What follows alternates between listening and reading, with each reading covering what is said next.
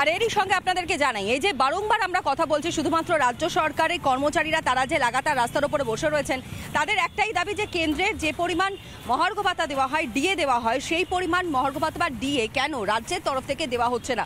এদিকে রাজ্য সরকারের পক্ষ থেকে বারংবার খেলামেলার জন্য যে পরিমাণ অর্থ বরাদ্দ করা হচ্ছে, সেখান থেকে কেন নতুন করে চিন্তাভাবনা রাজ্য প্রশাসন বা রাজ্য সরকারের পক্ষ থেকে করা হচ্ছে না ডিএর আন্দোলনকারীদের জন্য, সেটা নিয়ে কিন্তু প্রশ্ন ইতিমধ্যে শুধুমাত্র ডিএ আন্দোলনকারীরা তারা তুলছেন তা নয়, একই সঙ্গে গোটা রাজ্যের মানুষ তারাও তুলছেন। দেখুন, যারা আজকে গিয়ে মিউ মিউ করছে আর ঘেউ ঘেউ করছে আর বড় বড় ভাষণ দিচ্ছে, তাদের জিজ্ঞেস করুন 34 বছর ক্ষমতায় ছিলে, কেন তুমি সবার ডিএ টাইম মতো যাওনি?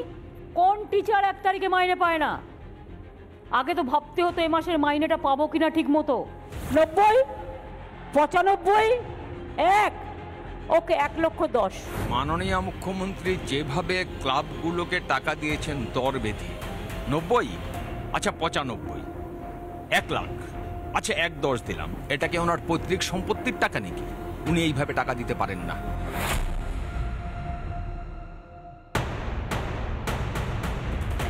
ক্ষয়রাতিতে ছেদ নেই, কিন্তু প্রাপ্য টাকা মেটাতেই গাত্রদাহ মাননীয়ার।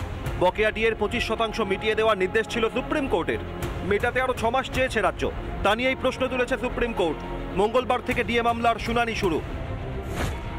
পিছিয়ে গেল শুনানি, বকেয়া মেটাতে আরো 6 মাস চায় রাজ্য। অতিরিক্ত সময় নিয়ে প্রশ্ন কোর্টের, দ্রুত ফয়সালা চায় সুপ্রিম কোর্ট। মঙ্গলবার সব পক্ষের বক্তব্য শুনবে আদালত। হিসেব বলছে ডিএ বাবদ বকেয়া 40,000 কোটি টাকা। সরকারি কর্মচারীদের বকেয়া দিয়ে 11,890 কোটি 18 লক্ষ টাকা। পেনশন বাবদ বকেয়া 11,611 কোটি 45 লক্ষ টাকা। স্বশাসিত সংস্থা ও রাজ্য পরিচালিত সংস্থার কর্মীদের বকেয়া 18,369 কোটি 32 লক্ষ টাকা। মোট বকেয়া দিয়ে 40,000 কোটি টাকার বেশি। 27 জুনের মধ্যে 10,425 কোটি টাকা মেটানোর কথা ছিল। দেখা যাক মহামান্য সুপ্রিম কোর্ট সরকারের এই দ্বিচারিতা এবং কোর্টের রায়কে যে ভায়োলেট করছেন তার এগেনস্টে কি রায় দেয়। আমরা আশাবাদী, তবে এইটুকু বলতে পারি, এই সরকার যতই ছলচাতুরি করুক, আমাদের যে ন্যায্য বকেয়া সরকারকে দিতেই হবে, 2 দিন আগে অথবা পরে।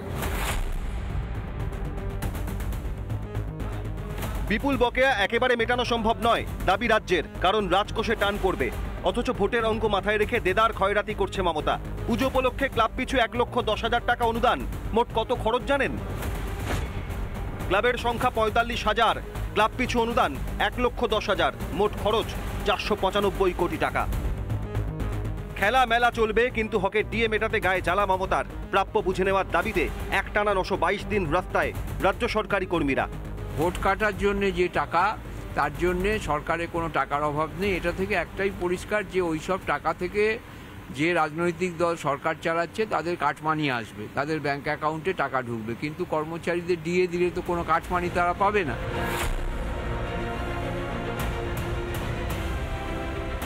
ভোট কিনতে দেদার ক্ষয়রাতি, লাখ লাখ টাকার ক্লাব কিনছেন মমতা, কিন্তু হকের টাকা মেটাতে গেলেই রাজ্যের আর্থিক অবস্থার দোহাই। আর কতদিন এই গাজোয়ারি? প্রশ্ন করলেই চোখ রাঙানি। চোখ, গণতন্ত্র চলছে। শম্ভুনাথ পালের সঙ্গে পিঙ্কি অধিকারীর রিপোর্ট, রিপাবলিক বাংলা। দীর্ঘদিন ধরে আন্দোলন চলছে ডিএর আন্দোলনকারীদের, এবং সেই ডিএর আজ ফের একবার শুনানি রয়েছে সুপ্রিম কোর্টে। বারংবার পিছিয়ে গিয়েছে ডিএ মামলার শুনানি, কিন্তু আজ আরও একবার শুনানি রয়েছে এবং বিস্তারিতভাবে আজকের এই শুনানিতে কি উঠে আসবে প্রত্যেকটা মুহূর্তের তথ্যগুলো আপনাদের সামনে আমরা তুলে ধরবো। লাগাতার আন্দোলনের পথে এখনো পর্যন্ত রাজ্য সরকারি কর্মচারীরা তারা রয়েছেন। কেন্দ্রের যে পরিমাণ ডিএ অর্থাৎ যে পরিমাণ মহার্ঘ ভাতা দেওয়া হয়, সেই একই পরিমাণ মহার্ঘ ভাতা কেন রাজ্য সরকারের পক্ষ থেকে দেওয়া হচ্ছে না তা নিয়ে বারংবার প্রশ্ন উঠেছে, এবং সেই প্রশ্নের এখনো পর্যন্ত কোনো সদুত্তর কিন্তু রাজ্যের তরফ থেকে দেওয়া সম্ভব হয়নি। রাজ্যে যেখানে খেলামেলার জন্য এত পরিমাণ অনুদান বরাদ্দ করা হচ্ছে, সেখানে কেন রাজ্য সরকারি কর্মচারীদের ডিএ বা মহার্ঘ ভাতা বাড়ানো হচ্ছে না, সেই বিষয়ে কিন্তু লাগাতার প্রশ্ন উঠছে। এমনকি যখন মামলার শুনানি চলছে সেই মুহূর্তেও লাগাতার এই প্রশ্ন সামনে এসেছে। যে খবর এই মুহূর্তে আপনাদের সামনে রিপাবলিক বাংলা তুলে ধরছে, আজ ডিএ মামলার ফের শুনানি রয়েছে সুপ্রিম কোর্টে, এবং সোমবার অর্থাৎ গতকাল সুপ্রিম কোর্টে পিছিয়ে যায় এই শুনানি।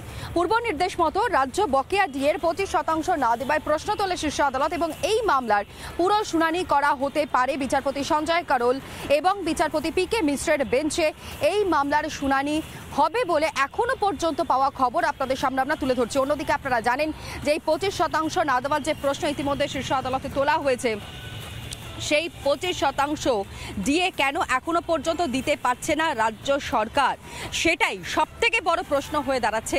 কেন রাজ্য সরকার বারংবার পিছিয়ে আসছে? নানা ধরনের কন্টেন্ট দেখার জন্য লাইক করুন, শেয়ার করুন আমাদের ফেসবুক পেজ, সাবস্ক্রাইব করুন আমাদের ইউটিউব চ্যানেল। পাশাপাশি অন্যান্য ব্রেকিং নিউজের জন্য অবশ্যই চোখ রাখুন রিপাবলিক বাংলায়।